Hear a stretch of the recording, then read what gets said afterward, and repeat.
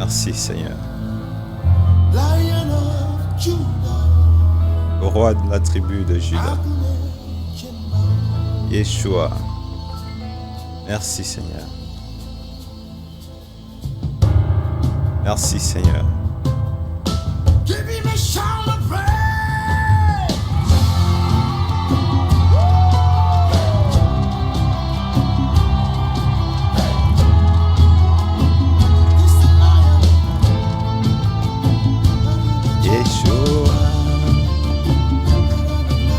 Bien-aimés dans le Seigneur, bonjour, que la main de Dieu soit avec vous. Aujourd'hui, nous sommes encore réunis pour ces moments pour partager la parole de Dieu, pour être exhortés cet après-midi, la nourriture saine de la parole de Dieu, la parole qui est faite de chair aujourd'hui. Que l'Esprit de Dieu soit avec vous, que Dieu vous visite abondamment de là où vous nous regardez. Voilà, que l'Esprit de Dieu vous accompagne. Cet après-midi, en ce jour, nous allons encore partager la parole de Dieu. Nous allons encore prier ensemble parce que la Bible déclare que l'homme ne mangera pas seulement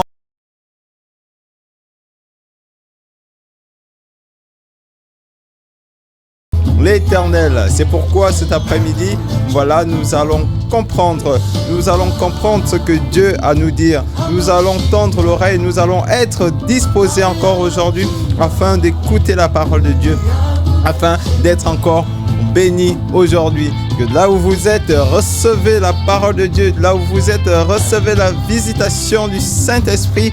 Aujourd'hui, bien-aimés, soyez disposés aujourd'hui. Que l'Esprit de Dieu remplisse vos vies. Que l'Esprit de Dieu remplisse vos maisons. Que l'Esprit de Dieu remplisse tous vos projets aujourd'hui. Voilà. Aujourd'hui, nous allons parler du temps de Dieu. La thématique de ce jour, c'est le temps de Dieu, bien-aimés.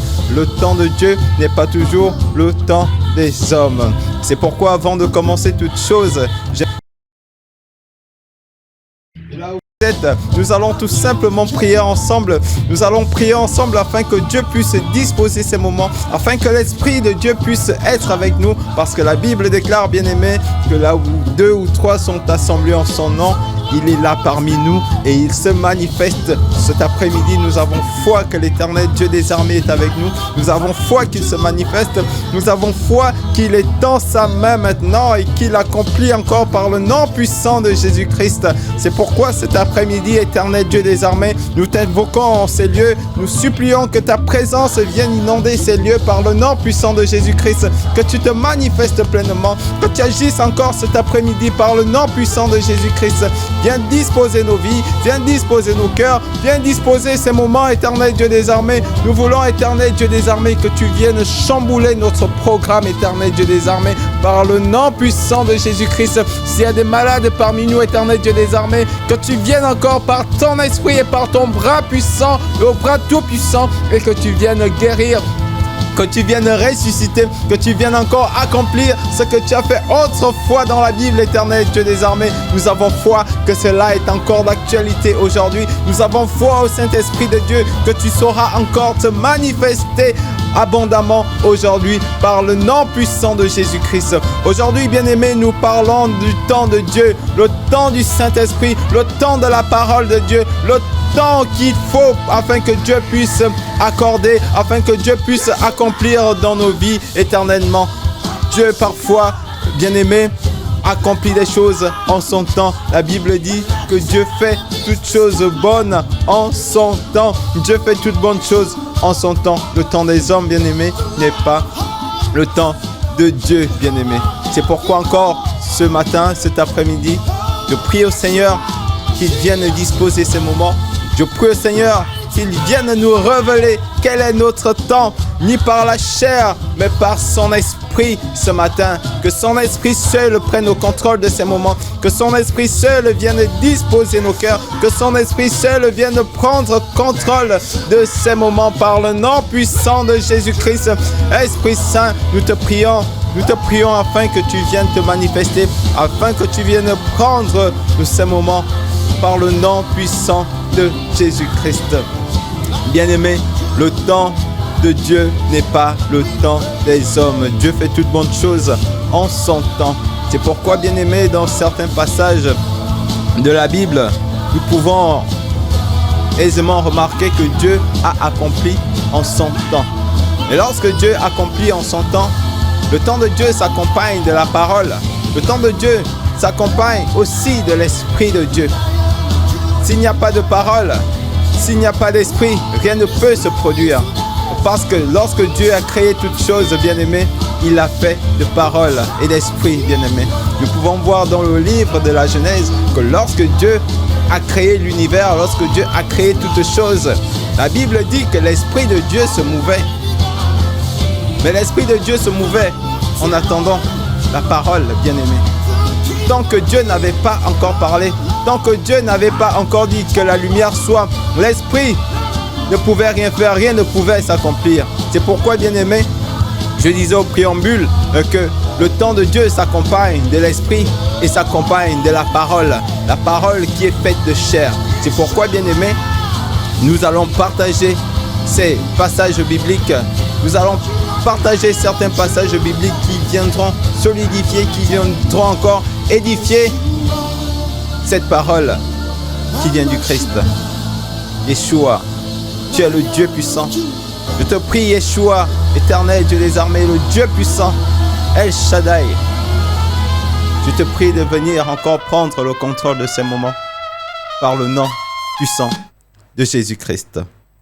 Je vais vous emmener dans le livre de Jean 11, du 1er verset au 40e verset.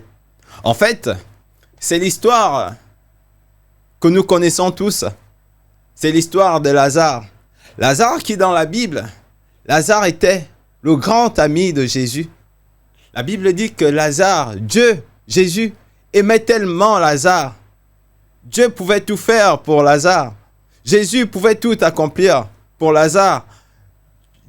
Je pourrais même dire que de tous les amis que Jésus avait, Lazare avait une place exceptionnelle dans la vie de Jésus, dans le cœur de Jésus. Mais bien aimé, quelque chose va se produire. Ce Lazare que Jésus aimait tant, à un moment donné de sa vie, va tomber gravement malade. Et pendant que Lazare tombait malade, son ami Jésus n'étant pas là, les deux sœurs de Lazare vont apporter cette nouvelle à Jésus qui était en voyage. Arrivés au pied de Jésus, les deux sœurs de Jésus, Marie et Marie de Magdala, vont dire à Jésus, « Mais Jésus, Seigneur, ton ami que tu aimes tant, Lazare, est gravement malade. » Et Jésus va leur dire que cette maladie n'est pas pour sa mort, que cette maladie, la maladie de Lazare, n'est pas une maladie qui emmènera Lazare à la mort, mais c'est une maladie qui est liée à la gloire de Dieu. Certainement, Marie et Marie de Magdala ne comprenaient pas le message de Jésus. Pour elles auraient voulu que Jésus puisse aller auprès de son ami Lazare promptement et guérir leur frère, guérir l'ami de Jésus qui est Lazare. Mais Jésus va leur dire que cette maladie, la maladie de mon ami Lazare, ta maladie, ma soeur, mon frère, n'est pas pour ta mort. Mais cette maladie est pour la gloire de Dieu. Marie et Marie de Magdala s'étant allés auprès de leur frère, arrivés devant Lazare, ils trouvèrent que Lazare était mort. Jésus n'ira pas promptement. Jésus va prendre une journée, 2 journées, arrivé au 3e jour dans la ville où son ami Lazare était malade. Jésus va se rendre compte qu'il y a des pleurs. Les gens pleurent, des cris de chagrin, car Lazare, l'ami de Jésus, était mort. Lazare n'était plus en vie. Certaines personnes viendront dire, mais cet homme, ce maître qui ouvrait les yeux des malades, cet homme qui guérissait des malades, pourquoi n'a-t-il pas secouru son ami Lazare afin qu'il ne perde pas la vie? Mais Jésus, dans son cœur, savait que cette maladie n'était pas pour la mort, était juste pour la gloire de Dieu, parce que pour lui, Lazare n'était pas mort. Lazare était endormi. Arrivé donc auprès de Marie et de Marie de Magdala, Jésus va leur dire, « Où est mon ami Lazare ?» Et voici Marie qui va lui dire, « Mais ton ami Lazare est mort. » Allons, je vais te montrer où il est couché, où nous l'avons couché, pour sa dernière demeure. » Arrivait donc Marie et Jésus et toute la foule auprès de ce Lazare où il était posé, auprès de ce sépulcre. Jésus va dire, Jésus va parler, Jésus ne va pas rester muet. Jésus va parler, Jésus va dire, ouvrez la porte, ôtez la pierre qui renfermait Lazare, Lazare qui était mort depuis 3 jours. Et voici que Marie va lui dire, mais maître, ton Lazare, ton ami Lazare est mort depuis 3 jours. Certainement, il est déjà décomposé. Certainement, il pue déjà. Mais Jésus va lui dire, ouvrez la porte, ôtez la pierre. Marie et toutes ces personnes autour de Jésus doutaient. Ils avaient oublié que Jésus était le Messie. Jésus va dire à Marie que je suis la résurrection. Je suis la résurrection. Que Lazare n'est pas mort, mais Lazare est endormi. Marie va lui dire que je sais que Lazare n'est pas mort, mais Maître, Seigneur, il est mort depuis 3 jours. Il est certainement décomposé. Marie et Marie de Magdala, lorsqu'elles sont venues voir Jésus, pensaient certainement que Jésus allait agir lorsque Lazare était malade. Mais ce n'était pas le temps de Dieu. Ce n'était pas le temps où Dieu devait manifester sa gloire. Ce n'était pas le moment où Dieu devait se manifester. C'est pourquoi Dieu, Jésus, avait renvoyé Marie et Marie de Magdala. C'est pourquoi Jésus n'est pas parti promptement lorsqu'il a eu la nouvelle de la maladie de son Lazare, son ami Lazare, qu'il aimait tant. Parce que toutes les conditions n'étaient pas encore réunies. Parce que ce n'était pas le temps de Jésus. Ce n'était pas le temps où Dieu devait manifester sa gloire. Alors Jésus, arrivé devant le sépulcre, va dire, ôtez la pierre. Ôtez la pierre du devant de Lazare. Ôtez la pierre du devant du sépulcre. Ôtez la pierre qui empêche à ce que mon ami Lazare puisse se réveiller. Ôtez la pierre qui empêche à ce que mon ami Lazare puisse se lever et marcher. Jésus donna l'ordre. Jésus proclama des paroles. Mais avant que Jésus ne proclame des paroles, il y avait aussi l'esprit qui se mouvait en attendant l'ordre que Jésus devait donner pour son ami Lazare. Tant que Jésus n'avait pas encore parlé, l'esprit ne pouvait pas se manifester, bien-aimé. Tant que Jésus n'avait pas encore ordonné, l'esprit ne pouvait pas accomplir sur la vie de Lazare. Et lorsque Jésus dit ôtez la pierre fut ôtée. Jésus donne un ordre à l'esprit. Jésus dit, Lazare, sors! En effet, l'esprit attendait ce mot d'ordre. L'esprit attendait que Jésus puisse donner l'ordre afin qu'il puisse accomplir dans la vie de Lazare. Lazare, sors! Et voilà Lazare qui était mort depuis 3 jours. Lazare qui était décomposé. Lazare qui avait certainement déjà des asticots. Lazare qui n'avait plus de souffle de vie. Lazare qui n'avait plus d'esprit en lui. Lazare qui était mort. Lazare qui était lié. Voici Lazare sort du tombeau. Les pieds et les mains liés.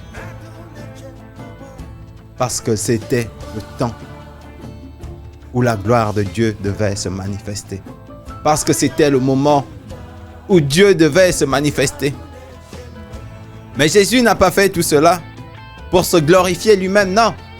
Parce que bien avant que Lazare ne sorte, Jésus fait une prière, il dit, Seigneur, je sais que tu m'exauces souvent. Je sais que tout ce que je te demande, tu l'accomplis souvent. Mais si je le dis aujourd'hui, C'est pour que toutes ces personnes autour de moi puissent croire que tu es le Dieu vivant. Puissent croire que tu es le Dieu capable, le Dieu qui redonne la vie, le Dieu qui fait toutes bonnes choses en son temps. Bien-aimé, voici que ce Lazare qui était mort depuis 3 jours, décomposé, les pieds et les mains liés, Lazare est ressuscité d'entre les morts. Lazare est ressuscité d'entre les morts parce que c'était le temps. C'était le temps où Dieu devait se manifester dans la vie de Lazare. C'était le temps où l'Esprit se mouvait en attendant l'ordre de l'Éternel. Lazare sort et l'Esprit a exécuté l'ordre qu'il a reçu de la parole de Dieu, de Jésus-Christ notre Seigneur. Bien-aimé, le temps des hommes n'est pas le temps de Dieu. Marie et Marie de Magdala voulaient certainement que Jésus-Christ puisse accomplir en leur temps, au moment où Lazare était malade, au moment où Lazare était souffrant. Elles auraient voulu que Jésus puisse se manifester en ce temps. Mais le temps de Marie de Magdala n'était pas le temps de Jésus-Christ. Bien-aimés, nous avons plusieurs passages dans la Bible qui nous enseignent sur le temps de Jésus-Christ, le temps d'accomplissement des choses dans nos vies. C'est le cas pour Marie, la mère de Jésus, qui, lorsque Jésus est allé célébrer les noces, pendant qu'ils étaient tous en fête, en joie, Marie vint dire à Jésus, « Maître, mon fils, il n'y a plus de vin, il manque de vin. » Et Jésus va lui dire, « Qu'a-t-il entre toi et moi? Mon temps n'est pas encore venu. » Qu'a-t-il entre toi et moi? Mon temps n'est pas encore venu. Ton temps n'est pas mon temps.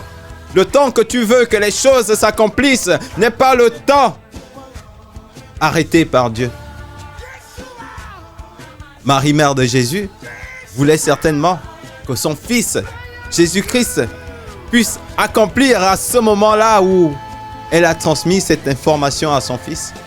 Mais Jésus va lui dire, « Mon temps n'est pas encore venu. Le temps où je dois accomplir dans ta vie n'est pas encore venu. Le temps où je dois te guérir n'est pas encore venu. Le temps où je dois libérer ton travail n'est pas encore venu. Le temps où je dois déboucher tes trompes n'est pas encore venu. Le temps de ta résurrection n'est pas encore venu. Le temps où tu dois recevoir l'Esprit n'était pas encore venu. » Mais quelque temps après, Jésus donna l'ordre.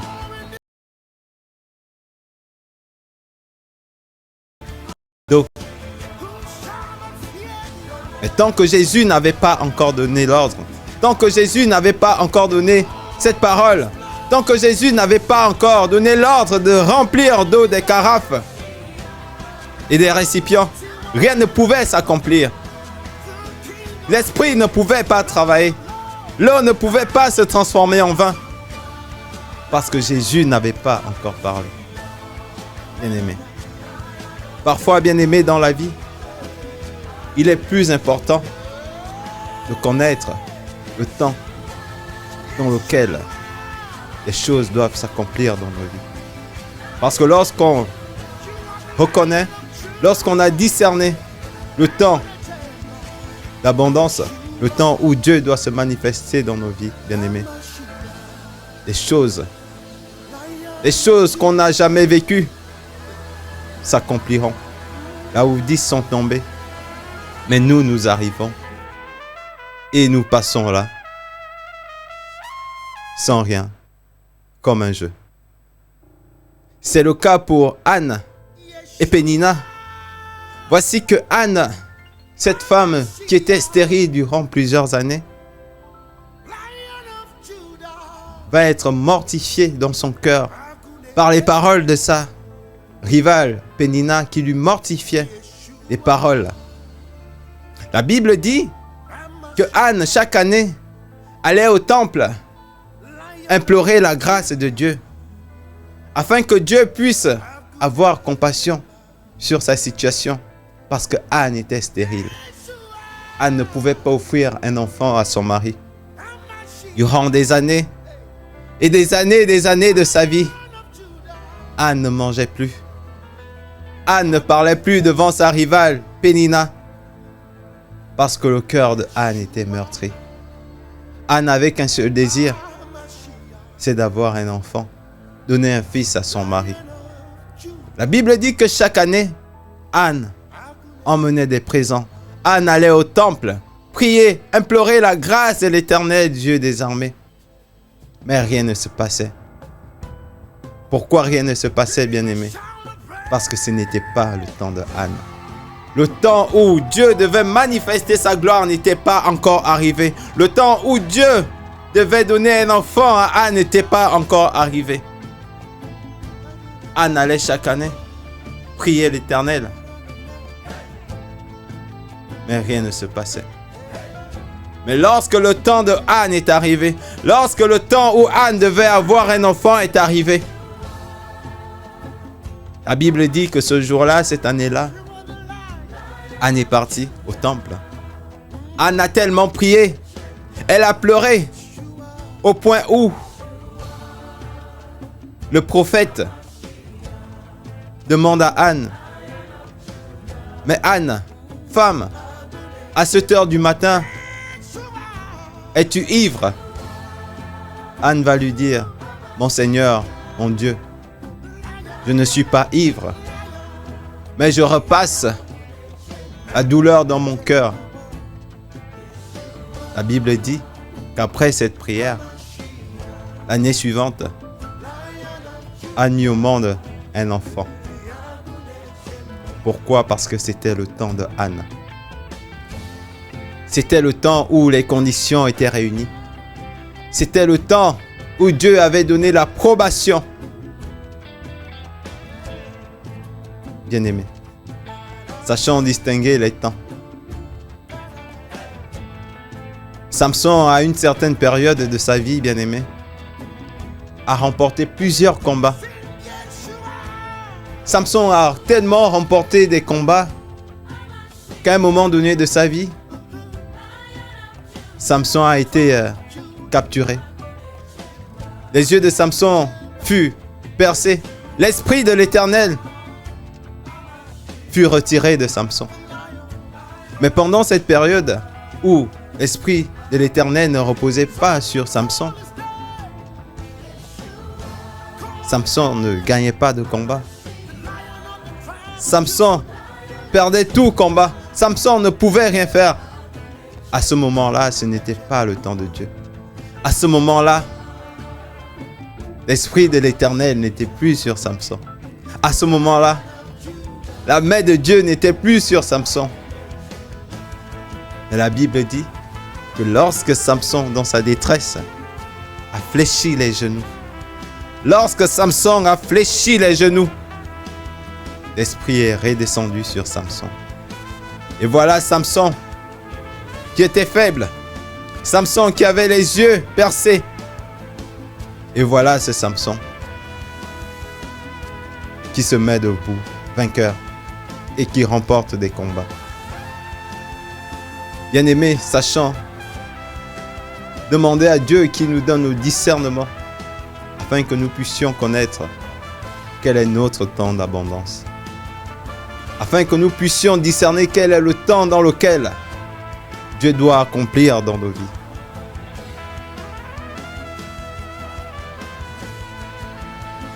C'était ma parole aujourd'hui, bien-aimés. Que l'Esprit de Dieu soit avec vous. Que l'Éternel, Dieu des armées, puisse vous visiter, puisse vous donner le discernement, afin qu'il vienne vous révéler quel est votre temps d'abondance.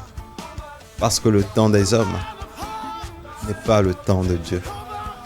Dieu fait toutes choses bonnes en son temps. Dieu fait toutes choses bonnes en son temps, bien-aimé. Je prie maintenant à l'Esprit de l'Éternel que partout où vous êtes, bien-aimés, que partout où vous regardez cette vidéo, Que partout où vous suivez cette émission, que l'Esprit de Dieu vous localise par le nom puissant de Jésus-Christ. Que l'Esprit de Dieu vous saisisse maintenant par l'Esprit du Christ, par le sang de l'agneau, le sang qui a coulé sur la croix maintenant.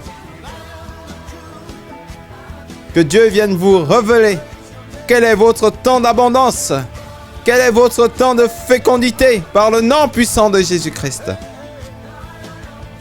Que l'Esprit de Dieu vous fasse pleinement entrer dans votre temps.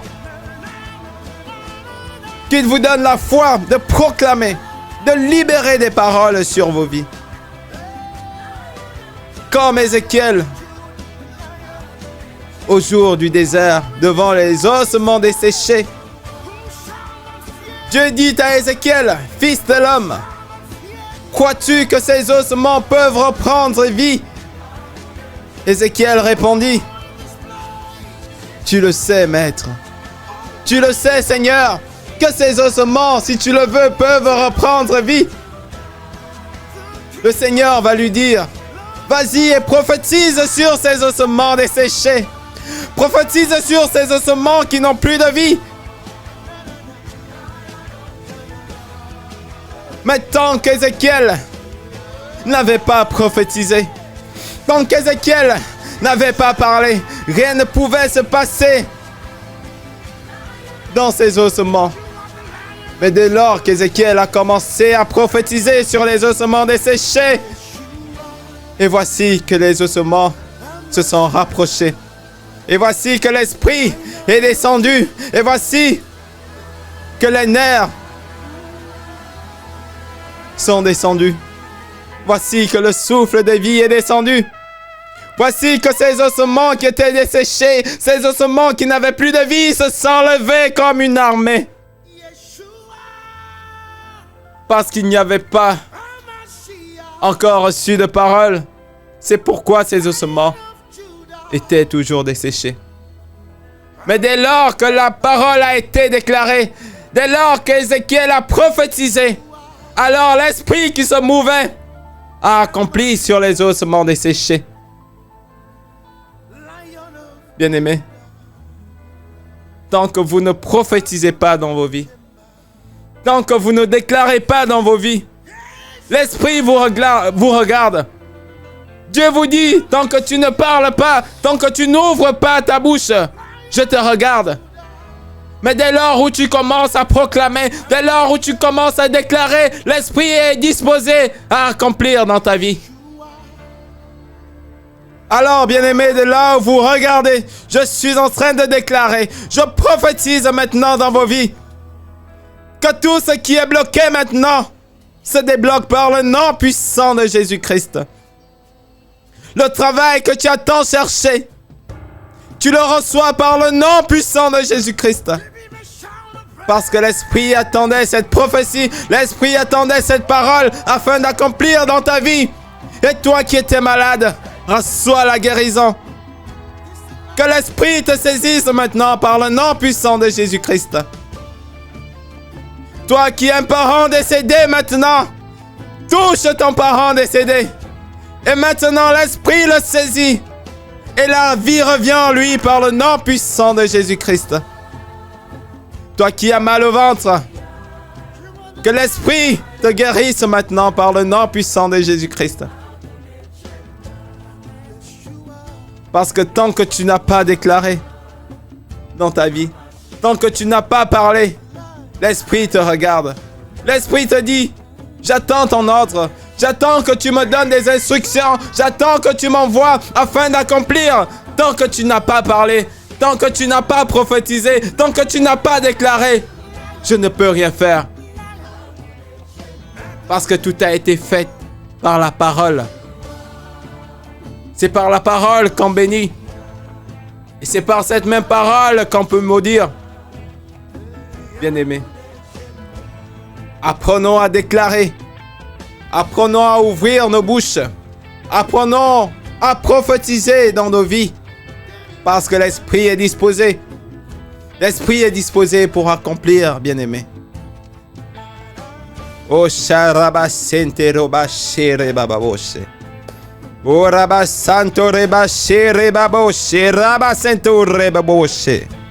Koreba se reba boshe raba se raba baba boshe karaba santo reba sho. Ko se reba sente reba baba boshe raba se reba boshe. Ka se reba boshe raba so. Ko sa raba so. Merci Seigneur pour ces moments. Merci Seigneur pour ton esprit. Merci Seigneur pour la visitation. Alors que nous allons terminer ces moments, Seigneur, je te prie pour toute personne malade, où qu'elle soit, maintenant que tu accomplisses la manière dont, Seigneur, tu as ouvert les yeux des aveugles, la manière dont tu as ressuscité. C'est de cette manière maintenant, Seigneur, que je t'en supplie d'accomplir dans les vies maintenant. J'ai foi, Seigneur, que ton esprit n'a pas de limite. J'ai foi, Seigneur, que ton esprit n'a pas de frontières. Et j'ai foi, Seigneur, que maintenant, que tu agis maintenant dans les vies par le nom puissant de Jésus-Christ. Car rien ne t'est impossible. Tu dis et la chose s'accomplit. Tu as dit que la lumière soit, et la lumière fut, Seigneur. Alors, que la résurrection, que la guérison soit maintenant, par le nom puissant de Jésus-Christ. J'ai ainsi prié. Amen. Merci Seigneur.